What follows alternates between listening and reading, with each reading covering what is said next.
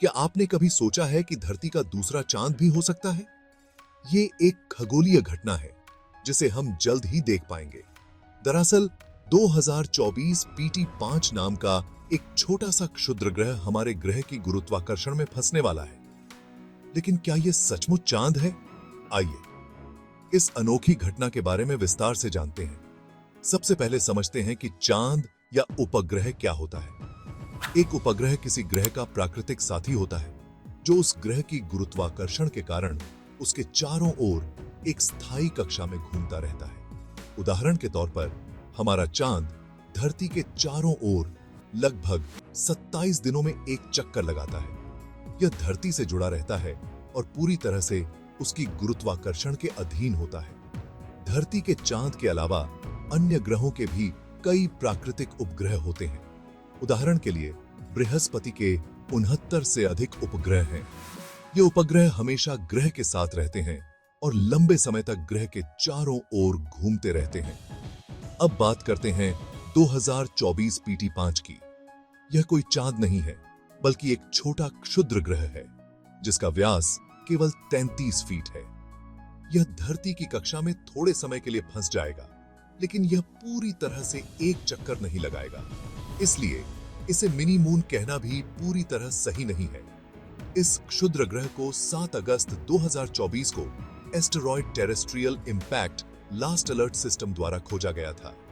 29 सितंबर से लेकर 25 नवंबर तक यह धरती की गुरुत्वाकर्षण में आकर एक घोड़े की नाल के आकार की कक्षा में आधा चक्कर लगाएगा और फिर वापस अपनी ब्रह्मांडीय यात्रा पर निकल जाएगा। 2024 PT5 को तकनीकी रूप से चांद या मिनी मून क्यों नहीं माना जा सकता? इसका कारण है कि यह एक स्थायी कक्षा में नहीं रहेगा।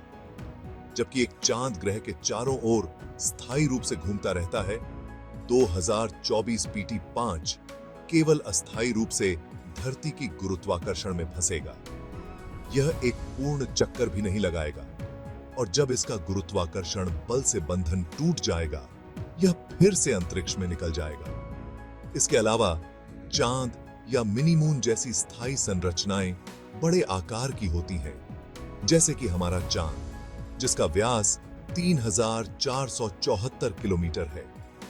इसके विपरीत 2024 PT5 एक छोटा सा क्षुद्र ग्रह है जो केवल 33 फीट लंबा है। यह दुर्लभ है कि कोई क्षुद्र ग्रह धरती की गुरुत्वाकर्षण में फंस जाए, क्योंकि अधिकतर क्षुद्र ग्रह या तो धरती से दूर निकल जाते हैं या हमारे वायुमंडल में घुसने के बाद जल जाते हैं। लेकिन कभी-कभी छोटे क्षुद्र ग्रह धरती की गुरुत्वाकर्षण में अस्थायी रूप से फंस जाते हैं। ये क्षुद्र ग्रह धरती के निकट वस्तुएं के रूप में जाने जाते हैं। 2024 PT5 जैसी घटनाएं महत्वपूर्ण हैं, क्योंकि ये हमें खगोलीय पिंडों की गति और उनके धरती से टकराने की संभावनाओं के बारे में अधिक जानकारी देती हैं। साथ ही इनसे वैज्ञानिक यह भी समझ सकते हैं कि छोटे क्षुद्र ग्रह धरती के निकट कितनी बार आते हैं और कैसे वे धरती की गुरुत्वाकर्षण के अधीन हो सकते हैं। अब बात करते हैं मिनी मून के महत्व की। जब कोई क्षुद्र ग्रह धरती की गुरुत्वाकर्षण में फंसता है, तो वैज्ञानिकों को उसकी संरचना, उसके संभावित खनिज और धातुओं के बारे में अध्ययन करने का मौका मिलता है।